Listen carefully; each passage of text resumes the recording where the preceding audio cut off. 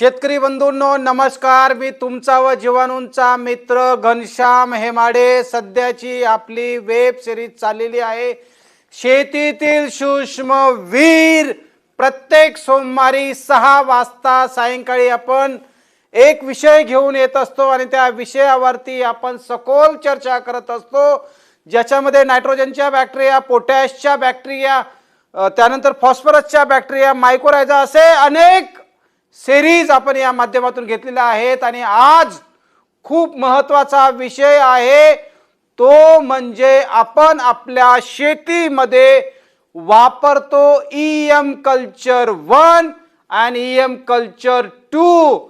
तर हे दोन्ही कल्चर काय असतात, त्याच्यामध्ये कोणत्या कोणत्या प्रकारचे जीवाणू असतात, या कल्चरचा शोध कधी लागला भारतीय शेतीमध्ये किंवा जागतिक शेतीमध्ये, या EM कल्चरचा काय फायदा होतो, या सगळ्यांची सखोल माहिती आज आपण जाणून घेणार आहोत। व्हिडिओ सुरू करण्याच्या अगोदर जे शेतकरी बंधू आता जस्ट लाईव्ह आलेले असतील किंवा जे शेतकरी बंधू रेकॉर्डेड व्हिडिओ बघत असतील, कृपया तुम्ही आनंद ॲग्रो केअरच्या यूट्यूब चॅनलला सबस्क्राईब करा। सबस्क्राईब करून बेल आयकॉनला क्लिक करा। जर तुम्ही बेल आयकॉनला क्लिक केलं तर तुम्हाला आनंद ॲग्रो केअर कडनं येणाऱ्या प्रत्येक व्हिडिओचे नोटिफिकेशन वेळेवरती येतील आणि अगदी अचूक माहिती तुम्हाला वेळोवेळी मिळत जाईल। म्हणून बेल आयकॉन करणं फार गरजेचं आहे। तर शेतकरी बंधूंनो, आजचा विषय आहे EM कल्चर 1 आणि EM कल्चर 2। तर बघूया हे EM कल्चर काय असतात, त्यांचे फायदे आपल्या जमिनीला काय होतात, जे मी तुमच्याशी चर्चा केली। EM कल्चर म्हणजे इफेक्टिव्ह मायक्रो ऑर्गॅनिझम, ज्याला आपण सूक्ष्म जीव म्हणतो। हे सूक्ष्मजीव आपल्या जमिनीमध्ये किती महत्त्वाचं कार्य करतात ते म्हणजे सूक्ष्मजीव होय। आणि हे या तंत्रज्ञानाचा मुख्य उद्देश म्हणजे मातीची सुपीकता वाढवणे असेल, त्या मातीमध्ये तुमचा पर्यावरणाचा बॅलन्स राखणं असेल, जमिनीची भुसभुशीतपणा असेल, जमिनीची पोरोसिटी असेल, या सगळ्या गोष्टी कशा आपल्याला फायदेशीर ठरतात हे आज आपण जाणून घेणार आहोत। आणि सगळ्यात महत्त्वाचं, हे जे जीवाणू आहेत हे लॅक्टिक ॲसिड आणि तुमचा फोटोसिंथेसिस, आपण ज्याला प्रकाश संश्लेषणाची जी क्रिया म्हणतो, यासाठी ते काय कार्य करतात याचा आज आपण अभ्यास करणार आहोत। आणि सगळ्यात महत्त्वाचं, हे जे काही जीवाणू आहेत हे सिम्बायोटिक असोसिएशन मध्ये कसं काम करतात याची म्हणजे सखोल माहिती आज आपण जाणून घेणार आहोत। आणि हे संपूर्णपणे सेंद्रिय असून नैसर्गिक बॅलन्ससाठी याचा काय फायदा होतो याचा सुद्धा आपण माहिती जाणणार आहोत। आणि हे EM कल्चर आपल्या भारतीय शेतीसाठी खूप महत्त्वाचं आहे। बघा, आता EM कल्चर म्हणजे कोणतंही तंत्रज्ञान असतं तर त्या तंत्रज्ञानाला एक संशोधन असतं आणि त्या संशोधनाशिवाय कोणतीही गोष्ट पुढे जाऊ शकत नाही। आणि या संशोधनामध्ये कोणाचं आणि कोणाचं योगदान असतं आणि ते योगदान ज्यांचं असतं त्यांचं नाव काढणं, त्यांना आदर करणं, हे आपली भारतीय संस्कृती आहे। तर हे जे EM कल्चर आहे याचा जर आपण इतिहास बघितला तर डॉक्टर तेरियो हिगा यांनी काय केलं, या EM कल्चरचा शोध लावला आणि त्यांनी 80 पेक्षा जास्त जमिनीमध्ये असलेल्या विविध प्रजातींवरती त्यांनी अभ्यास केला आणि अभ्यास करून 80 पेक्षा जास्त कल्चर आपल्या जमिनीसाठी फायदेशीर आहे। आणि सगळ्यात महत्त्वाचं, EM कल्चर हे भारतातच नाही तर शेतकरी बंधूंनो हे ग्लोबली प्रॉडक्ट आहे। 120 पेक्षा जास्त देशांमध्ये EM कल्चरचा वापर होतो। म्हणून बऱ्याचशा भारतीय शेतकऱ्यांना असं वाटतं बॅक्टेरियाच्या कंपन्या फक्त महाराष्ट्रातच आहेत, बॅक्टेरियाच्या कंपन्या साऊथमध्येच आहेत, नॉर्थमध्येच आहेत, पण बॅक्टेरिया ह्या भारतात जरी असल्या तरी जगामध्ये म्हणजे मी नेहमी सांगतो की पृथ्वी तलावरती सगळ्यात पहिले जो आला तो अमिबा जीवाणू आला आणि असे एक एक एक एक एक एक जीवाणू या पृथ्वीवरती वाढत गेले, तेव्हा ही सूक्ष्म सृष्टी निर्माण झाली. म्हणून मानव येण्याच्या अगोदर या पृथ्वी तलावरती कोण आला असेल, तो सूक्ष्म जीव पहिले आला आहे, याचा विचार आपण नेहमीच केला पाहिजे. म्हणून जीवाणूंविषयी सकारात्मक विचार करणं हे भारतीय शेतीसाठी खूप महत्वाचं आहे. जर आपल्या नातूला आपल्याला चांगली शेती द्यायची असेल तर आपल्याला जीवाणूंचा वापर आपल्या शेतीमध्ये करणं गरजेचं आहे. आणि डॉक्टर टेरियो हिगा सारख्या लोकांना आपण नक्कीच त्यांचे आभार मानले पाहिजे की त्यांनी आपल्या भारतीय आणि जगाच्या शेतीसाठी एक तंत्रज्ञान दिलं आणि या तंत्रज्ञानाचा वापर जैविक पद्धतीने केला जातो आहे आणि शेतीसाठी त्याचा बहुमूल्य उपयोग आपण करतो आहोत. आता ईएम कल्चर 1 म्हणजे काय आहेत, जसं आज आपण ईएम कल्चर 1 आणि ईएम कल्चर 2 या दोन कल्चरवरती आपण अभ्यास करतो आहोत. तर ईएम कल्चर 1 काय आहे, तर हे ईएम कल्चर 1 म्हणजे मूळ त्याचं जे काही मदर कल्चर आहे किंवा मदर कल्चर जे आहे त्याला आपण सगळ्यात महत्त्वाचं काय असतं, हे पिवळसर रंगाचं आंबट गोड असा विशिष्ट वास देणारं द्रावण असतं. आणि असं विशिष्ट प्रकारचं द्रावण असेल तर समजायचं आपण हे ईएम कल्चर आहे. आणि याच्यातले जे काही सूक्ष्मजीव आहेत हे सगळे डॉर्मंट मध्ये असतात, सुप्त अवस्थेमध्ये असतात. आणि हे सुप्त अवस्थेत साठवलेले जे काही जीवाणू आहेत, हे शेणखत असेल किंवा तुमचं बाकीचे काही पालापाचोळा असेल किंवा कंपोस्टिंग मटेरियल आहे, याच्यामध्ये मूळ स्वरूपात ते साठवून हे काय केले जातात, गूळ, डाळ, आपण जे काही वेगवेगळ्या गोष्टी टाकतो त्याच्यामध्ये सक्रिय केले जातात. कारण ईएम कल्चर जे बनवलं जातं याच्यामध्ये सगळ्या प्रकारच्या कॉन्सन्ट्रेट जीवाणूंचा एक फॉर्म्युला असतो, त्याला ईएम कल्चर 1 म्हणतात. आणि हे कॉन्सन्ट्रेट फॉर्म्युला जेव्हा आपण डाळीचं पीठ असेल, गुळाचं द्रावण असेल किंवा साखरेचं द्रावण असेल, कधी कधी आपण त्याचा पार्लेजी बिस्किटचा वापर करतो, कधी आपण डेस्ट्रॉचा वापर करतो. तर हे सगळे जे काही आहेत हे जीवाणूंचे कार्बनचे सोर्सेस आहेत. आणि या कार्बनच्या सोर्सेस सोबत जर हे ईएम कल्चरचे द्रावण आपण वापरलं तर हे ईएम कल्चरचं द्रावण काय करतात, हे 5 ते 7 दिवसामध्ये त्याच्यामधले जे काही सुप्त अवस्था डॉर्मन अवस्थेमधले जे काही प्रकाश संश्लेषण करणारे जीवाणू असतील किंवा त्याच्यामधले वेगवेगळ्या प्रकारचे जीवाणू आहेत ते 7-8 दिवसानंतर ऍक्टिव्ह होतात आणि मग त्यांचं मल्टिप्लिकेशन वाढतं. पण ह्या सगळ्या जीवाणूंना लागतो ऑक्सिजन आणि कार्बन, ते दिल्यानंतर काय होतात, हे ईएम कल्चर बाजारात आपल्याला काय करतात, प्रमाणीकरण मिळतात. पण सगळ्यात महत्त्वाचं हे सगळं सक्रिय करण्यासाठी आपल्याला ह्या सगळ्या गोष्टी करणं मात्र गरजेचं आहे. आणि याचं जी साठवणूक आहे ही कोरड्या ठिकाणी जर आपण केली किंवा थंड ठिकाणी केली तर हे जे बॅक्टेरियाचे जे काही स्पोर आहेत जे डॉर्मंटमध्ये असतात, हे डॉर्मंटमधले जे स्पोर आहेत ते ॲक्टिव्ह होतात आणि स्टेबल राहतात.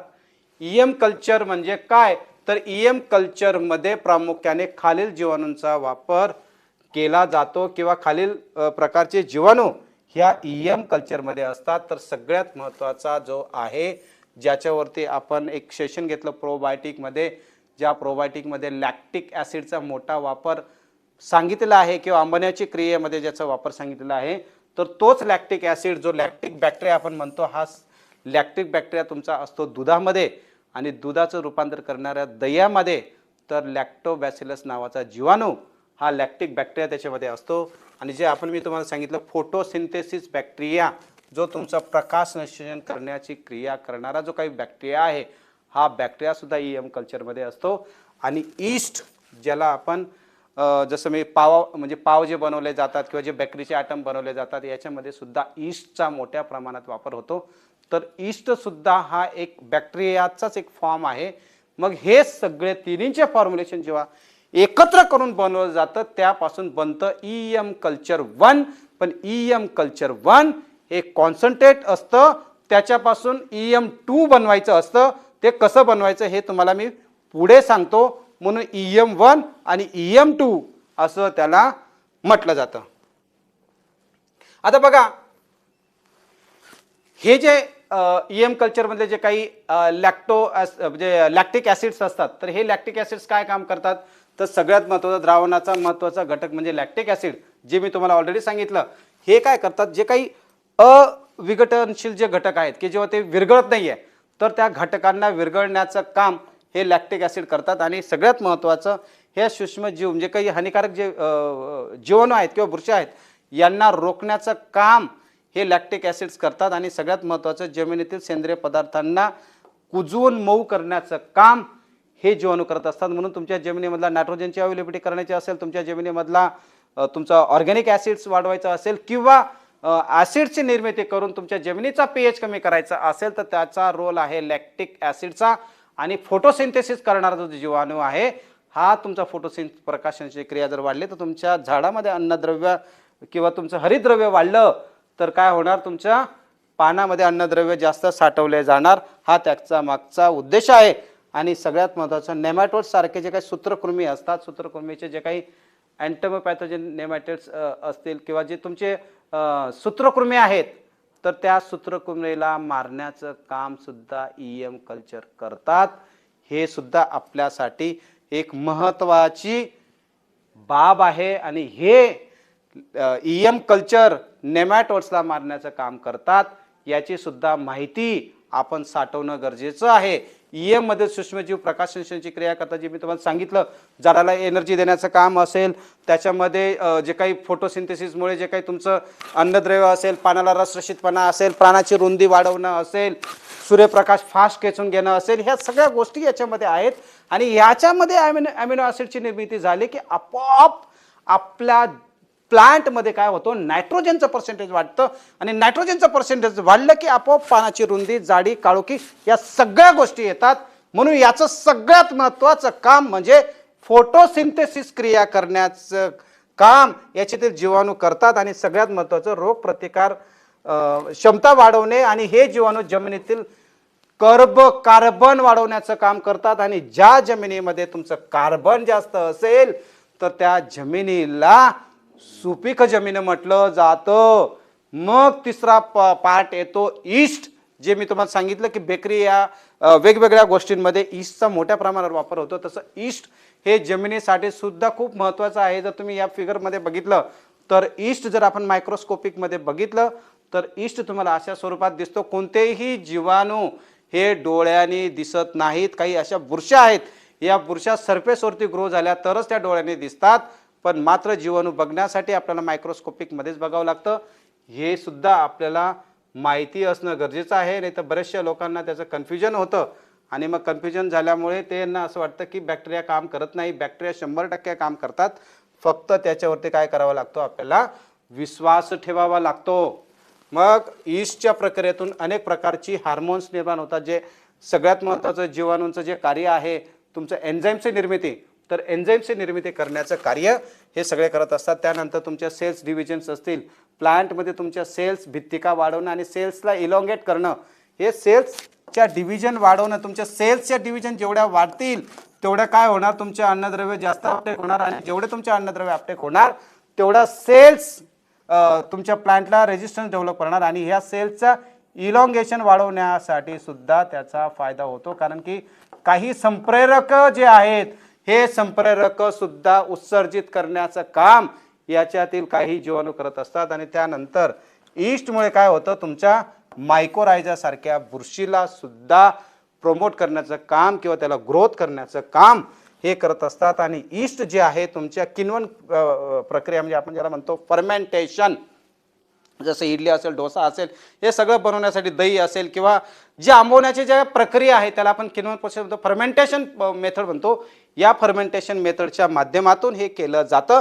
आणि सगळ्यात महत्त्वाचं, या जीवाणूंचं महत्त्व असं आहे, या सर्व फर्मेंटेशनमध्ये जेव्हा आंबलेल्या सडलेल्या गोष्टींचा दुर्गंधी येते, पण मात्र या पॉझिटिव्ह बॅक्टेरिया जर आपण वापरल्या, तर त्याचा एक विशिष्ट गोड वास येतो, किंवा विशिष्ट असा जो आपल्या नाकाला आवडणारा वास येतो, दुर्गंधीचा वास येत नाही.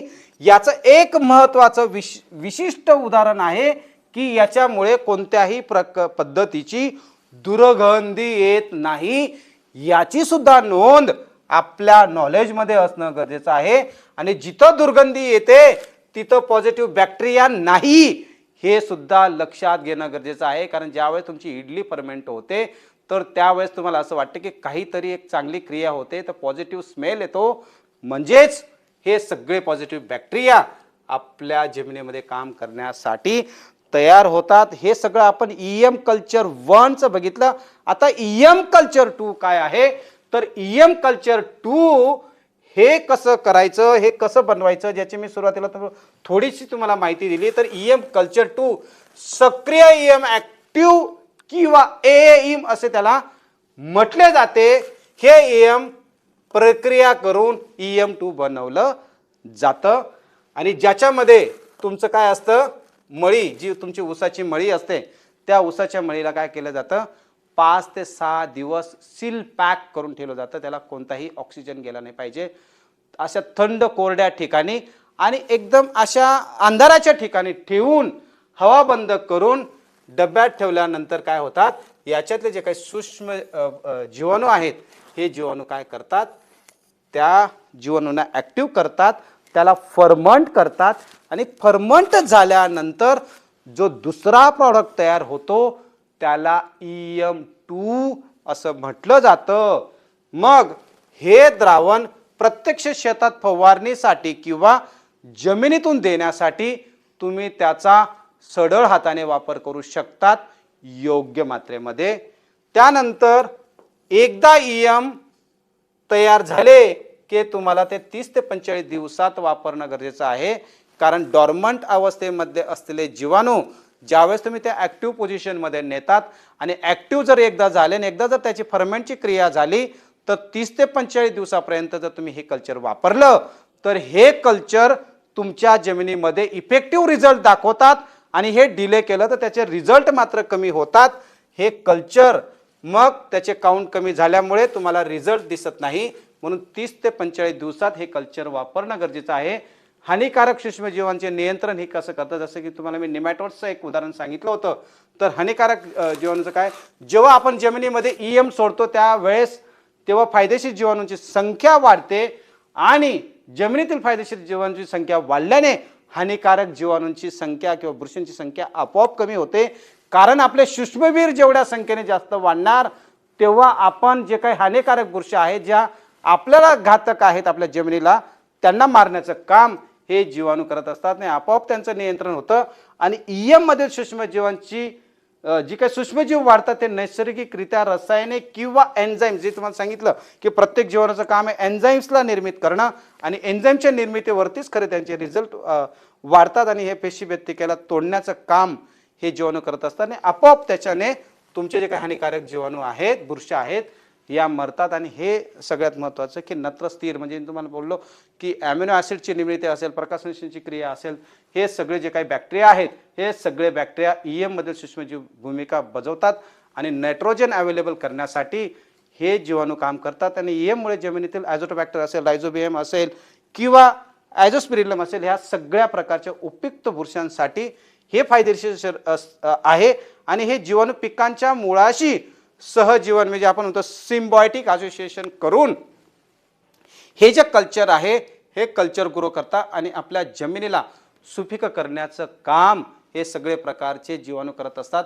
आणि सगळ्यात महत्त्वाचं अन्नद्रव्याचा अपटेक वाढवणे, म्हणजे जसं नायट्रोजन फिक्स करणारा जीवाणू आहे, फॉस्फेट सोल्युबलायझिंग करणारा जीवाणू आहे, तर हे सगळे जे काही EM कल्चरमधले जे काही तुमचे ग्लुकॉनिक ॲसिड्स असेल, तुमचं लॅक्टिक ॲसिड असेल, तुमचं ऑक्झॅलिक ॲसिड्स असेल, हे सगळे जे ॲसिड्स आहेत हे ॲसिड म्हणजे त्यांचा जो सेकंडरी मेटाबलाइट्स आहेत, हा सेकंडरी मेटाबलाइट्स जेव्हा जमिनीमध्ये सोडतात तर त्यावेळेस तुमच्या जमिनीमधले जे काही अस्थिर झालेले जे काही तुमचे मायक्रोन्युट्रिएंट आहेत, सूक्ष्म अन्नद्रव्य आहेत, हे सूक्ष्म अन्नद्रव्य किंवा इतर जेवढे काही न्यूट्रिएंट आहेत या न्यूट्रिएंटला अपटेक करणं, तुमच्या जमिनीमधला pHला रिड्यूस करणं, बॅलन्स करण्याचं काम हे सगळे जीवाणू करत असतात. आणि सगळ्यात महत्त्वाचं, जमिनीमध्ये महत्त्वाची भूमिका, जर तुमचे अन्नद्रव्य जर प्रॉपर अपटेक झाले आणि अन्नद्रव्य जर प्रॉपर अपटेक झाले की आपोआप तुमच्या झाडाची ग्रोथ चांगली होते, त्याच्यामध्ये रेजिस्टन्स पॉवर डेव्हलप होतो आणि रेजिस्टन्स पॉवर डेव्हलप झाला की आपोआप तुमच्या यील्डमध्ये तुम्हाला फायदा होतो. आणि सेंद्रिय पदार्थांना कुजवण्याचं कार्य सुद्धा हे खूप महत्त्वाचं करत असतात. कारण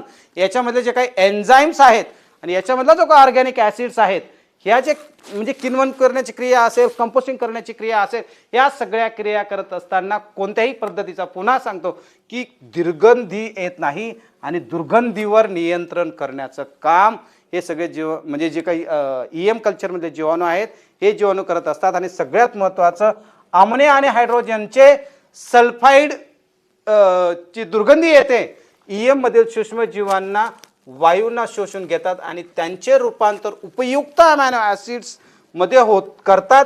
त्यामुळे कोणत्याही पद्धतीची दुर्गंधी किंवा माशा विरहित होते. हा त्याचा महत्त्वाचा रोल आहे. आणि मातीचा पोत सुधारणं असेल, तुमच्या म्हणजे वेगवेगळ्या गोष्टी आहेत. म्हणजे जसं मी तुम्हाला लिग्निन, म्हणजे जसं कुजण्याच्या क्रियेसाठी लिग्निनचा एक महत्त्वाचा रोल होता, तर तसं मातीची सुपीकता सुधारणे, ज्याला मी तुम्हाला पोरोसिटी सांगितलं, किंवा ऑर्गॅनिक कार्बनची निर्मिती असेल ते वाढवणं असेल, पीएचचा रेट कमी करणं असेल, म्हणजे पीएचला कमी करणं असेल, प्रकाशन शोषण क्रिया करणं असेल, रोगप्रतिकारशक्ती असेल, ह्या सगळ्या गोष्टी आपण पहिल्याच 5 मिनिटाच्या सेशनमध्ये मी समजवलेलं आहे. तर ह्या सगळ्या गोष्टी या ईएमच्या कल्चरपासून आपल्याला त्याचा फायदा होतो. आणि म्हणून ईएम कल्चर आपल्या जमिनीसाठी किंवा आपल्या शेतीसाठी किती महत्त्वाचं आहे, हा महत्त्वाचा आहे. पशुपालनातील ईएम कल्चरचा वापर, जेव्हा आपण पशुपालन करतो, त्यानंतर तुमचं मत्स्यपालन असेल, तुमच्या वेगवेगळे पालन, म्हणजे जनावरांचं मधल्या अजून काही तुमच्या पोल्ट्रीचं हे असेल, तर ह्या सगळ्यांसाठी ईएम कल्चरचा खूप मोठा वापर आहे. आणि हा ईएम कल्चरचा वापर ग्लोबली केला जातो. तर सगळ्यात महत्त्वाचं काय, तुमचं ट्रायमिथोलमाइन चे अल्कधर्मी असतात, याच्यामुळे याच्या साठ्यामुळे निर्माण होणारी जो काही उग्र दुर्गंधी आहे ती कमी होते. म्हणजे ज्या ठिकाणी तुमचं पशुपालन असेल त्या ठिकाणी जर तुम्ही याचा स्प्रे केला तर जे काही शेणाला वास येणं असेल, किंवा या जनावरांना जर आपण सेवनातून दिलं तरी सुद्धा त्याच्या जे काही शेणाचा दुर्गंध असेल किंवा त्याच्या विष्ठेचा दुर्गंध असेल तो कमी होतो. आणि त्यानंतर तुमचा जनावरांच्या आहारात ईएम बोकाशी, जे मी तुम्हाला सांगितलं की बोकाशी प्रक्रिया केल्यामुळे त्याचं जो काही दुर्गंधी आहे ती कमी होते. त्यानंतर गोठ्यात जर आपण स्प्रे केला त्याला सुद्धा दुर्गंधी कमी होते. आणि त्यानंतर जर पाण्यामध्ये जर याचा वापर केला तरी सुद्धा पाण्यामधले जे काही हानिकारक जीवाणू आहेत त्या हानिकारक जीवाणूंना सुद्धा मारण्याचं काम, किंवा त्याच्यामधले जे काही बॅक्टेरिया आहेत हे संपून त्याच्यामधला जो काही वास आहे हा वास कमी करणं. त्यानंतर जनावरांना जर आपण खाण्यासाठी दिलं तर त्यांच्या आतड्यामध्ये जाऊन, त्यांच्या स्टेनिंगमध्ये जाऊन त्यांच्यामध्ये जे काही तिथले हानिकारक बॅक्टेरिया असतील किंवा त्याला ॲलर्जन्स निर्मिती असेल तर ॲलर्जन्स निर्मिती करून त्याला त्याची भूक वाढवणं असेल किंवा त्यांच्या स्टेनमध्ये प्रोटेक्शन करणं असेल, ह्या सगळ्या काम करण्याचं काम हे सुद्धा ईएम कल्चर करत असतात. जसं प्रोबायोटिक्सचं तिकडं महत्त्व आहे तसं ईएमचे सुद्धा काही बॅक्टेरिया आहेत की ज्या तुमच्या ॲनिमल हॅजबंडरी असेल, तुमच्या पोल्ट्री असेल, ह्युमन असेल किंवा शेती असेल, या चारही ठिकाणी ईएम कल्चरचा वापर केला जातो. हे सुद्धा आपण महत्त्वाचं आहे. म्हणजे ईएम कल्चर मत्स्यपालनासाठी आहे. जे मत्स्यपालनासाठी मी तुम्हाला सांगितलं की जे पाण्याचं शुद्धीकरण असेल, पाण्याला जे काही विशिष्ट प्रकारचं फूडचं सप्लिमेंट असेल, पाण्याचं निर्जंतुकरण करणं असेल, ह्या सगळ्या प्रकारचं काम हे करत असतात. आणि सगळ्यात महत्त्वाचं याच्यामुळे काय होतं की तुमच्या माशांचं असेल, तुमच्या खेकडे असतील, तुमच्या फिशरीमध्ये प्रॉन्स असतील, ह्या सगळ्या प्रकारच्या मत्स्यशेतीमध्ये याचा वापर आपण केला तर तुमच्या फिशचं वजन वाढवणं असेल, खेकड्यांची साईज वाढवणं असेल, प्रॉन्सची साईज वाढवणं असेल, हे सगळ्या प्रकारचे काम हे ईएम कल्चरचा त्याचासुद्धा महत्त्वाचा रोल आहे. आणि वारंवार तुम्हाला कोणत्याही फिश पॉन्ड असेल किंवा फिशचा मोठा टँक असेल तर पाणी बदलण्याची गरज नाही, कारण पाण्याला फिल्ट्रेशन करण्याचं काम या ईएम कल्चर 1 मधले जे जीवाणू असतात, जेव्हा आपण त्याला 2 मध्ये कन्वर्ट करतो आणि आपण वापरतो तर त्यावेळेस त्याचा फायदा होतो. आणि प्रदूषण जे आपण म्हणतो की पाण्याची शुद्धता, दुर्गंधी निवारण, घनकचरा व्यवस्थापन आणि तुमचं वेगाने विघटन, या चारही गोष्टींवरती आपण ऑलरेडी डिस्कस केलं आहे की तुमच्या पाण्यामधला बीओडी असेल, सीओडी असेल तर हे कमी करण्याचं काम, पाण्याला शुद्ध करण्याचं काम हे सगळे ईएम कल्चर करत असताना ईएम कल्चरचा फार महत्त्वाचा रोल हा आपल्या वेगवेगळ्या ठिकाणी आहे. आणि म्हणून ईएम कल्चर जर आपल्याला वापरायचं असेल तर मित्रांनो, आनंद ॲग्रो केअरकडे डॉक्टर बॅक्टोस ईएम कल्चर जे मॉलॅप्सिसपासून बनवतो EM1 आणि EM2 तुम्ही तुमच्या घरी तयार करू शकता. त्याचे मेथड आम्ही तुम्हाला सगळ्यांना समजून सांगतो. फार काय हे कल्चर महाग नसतं, पण तुम्ही घरच्या घरी कल्चरची बँक तुम्हाला जर बनवायची असेल आणि तुम्हाला जर वेळोवेळी जे कल्चर तुमचं स्लरी असेल किंवा तुमच्या कंपोस्टिंग खत असेल किंवा तुमच्या शेतीमध्ये तुम्हाला ड्रीप न देणं असेल, तुमच्या गुरांचा गोठा असेल, कोंबडींचं काही तुमचा खुराडा असेल किंवा कोंबडींचं तुमचं पोल्ट्री फार्म असेल, या सगळ्या ठिकाणी तुम्ही याचा वापर करू शकता. कारण ईएम कल्चर हे तुमच्या म्हणजे निसर्गाने दिलेलं एक वरदान आहे की दुर्गंधी कमी करणे किंवा प्रोटेक्ट करणे किंवा ग्रोथ करणे किंवा तुमच्या मत्स्य शेती असेल, प्राण्यांचं वाढीसाठी, डायजेशनसाठी, या सगळ्यांसाठी या EM कल्चरचा खूप मोठा वापर केला जातो. आणि आनंद ॲग्रो केअरकडे हे जे EM कल्चर आहे, हे EM कल्चर घरून तुम्ही घरच्या घरी EM कल्चर तुम्ही तयार करू शकतात. शेतकरी बंधूंनो, नेहमीच आनंद ॲग्रो केअर तुम्हाला वेगवेगळ्या माध्यमातून सेवा देण्याचा प्रयत्न करते. तर त्याच्यामध्ये सगळ्यात महत्त्वाचं आहे तुमचं माती परीक्षण, पाणी परीक्षण, पान देठ परीक्षण, त्यानंतर तुमचं वॉटर होल्डिंग परीक्षण असेल. आणि सगळ्यात महत्त्वाचं शेतकरी बंधूंनो, सध्या जे काही आता गॅजेट 6 मध्ये बायोस्टिम्युलंट आलेले आहेत, या बायोस्टिम्युलंटचं टेस्टिंगची फॅसिलिटीसुद्धा आनंद ॲग्रो केअरकडे आहे. आणि सगळ्यात महत्त्वाची ही जी फॅसिलिटी आहे, ही नॅशनल ॲक्रेडिटेड लॅब NABL लॅब मानांकन ह्या आनंद बायोकेम रिसर्च सेंटरला मिळालेला आहे. म्हणून तुम्ही या ठिकाणी जर तुम्ही टेस्ट केलं तर जगातील तुम्ही कुठेही हा रिपोर्ट दाखवला तर हा रिपोर्ट हा व्हॅलिड असतो. म्हणून NABL टेस्टिंग लॅबमध्ये टेस्ट करणं हे मॅन्डेटरी आता सध्या झालेलं आहे. आणि तुम्ही जरी अशा NABL लॅबमध्ये टेस्ट केलं तर तुम्हाला त्याचा विश्वास आणि मार्गदर्शन आणि कॉस्ट या तिन्ही गोष्टींचा बचाव सेव्हिंग तुम्ही करू शकतात. म्हणून तुम्ही सगळ्यात महत्त्वाचं आनंद बायोकेममध्ये तुम्ही सगळ्या प्रकारच्या टेस्ट करू शकतात. शेतकरी बंधूंनो, हे तुमच्या सेवेसाठीच आम्ही एक ॲप चालू केलेलं आहे, ज्या ॲपचं नाव आहे आनंद क्रॉप गुरु. हे आनंद क्रॉप गुरु नावाचं जे ॲप आहे, तुम्ही आत्ता जर लगेच प्ले स्टोअरवरती गेले तर तुम्हाला लगेच त्याच्यावरती डाउनलोड केलं आणि तुम्ही जर तुमच्या प्लॉटची नोंद केली तर लगेच येणाऱ्या काही मिनिटातच आमची टीम तुम्हाला मार्गदर्शन करण्यासाठी रेडी असेल. पण तुम्हाला ते डाउनलोड करणं गरजेचं आहे आणि डाउनलोड केल्यानंतर प्लॉटचं रजिस्ट्रेशन करणं गरजेचं आहे. या दोन्ही तुम्ही गोष्टी केल्या की तुम्ही डायरेक्ट आमच्या ऑफिससोबत कनेक्ट होतात. आणि ऑफिससोबत कनेक्ट झालं की वेळोवेळी आम्ही तुम्हाला काय करू, मार्गदर्शन करण्याचा 100% प्रयत्न करू. आणि आम्ही मार्गदर्शन करण्यासाठी मोठी टीम आमची सज्ज असते. तर शेतकरी बंधूंनो, हे तुम्ही लगेच डाउनलोड करून घ्या. आता सध्याची आपली जी वेब सिरीज चाललेली आहे शेतीतील सूक्ष्मवीर, आणि या सूक्ष्मवीरांच्या माध्यमातून आपण वेगवेगळा विषय घेऊन आपण सर्व शेतकरी बंधूंना मार्गदर्शन करत असतो. आणि आजचा विषय होता EM कल्चर, ज्या म्हणजे विषयाचा एकदम वेगळा विषय. EM कल्चर विषयी अजून बऱ्याचशा लोकांना माहिती नाहीये. तर आनंद ॲग्रो केअरकडे एकदम बेस्ट असं एकदम कॉन्सन्ट्रेट सोल्युशन मधलं EM कल्चर अवेलेबल आहे, ते सुद्धा माफक दरामध्ये. ज्या शेतकरी बंधूंनी वापरलेलं नसेल, ज्या वितरक बंधूंनी आजपर्यंत त्याला ऑर्डर दिलेली नसेल किंवा BTB मधले कोणी कस्टमर्स असतील त्यांना माहिती नसेल, तर कृपया याची माहिती आमच्या टीमकडनं घ्या. टीम तुम्हाला सखोल माहिती देईल आणि तुम्ही एकदा वापरलं की तुम्हाला नक्कीच चांगला अनुभव येईल. शेतकरी बंधूंनो, मी इथेच थांबतो. आजचा विषय घेऊन पुढचा विषय येत्या सोमवारी मी ठीक 6 वाजता तुम्हाला भेटणार आहे. इथंच थांबतो. जय हिंद, जय महाराष्ट्र.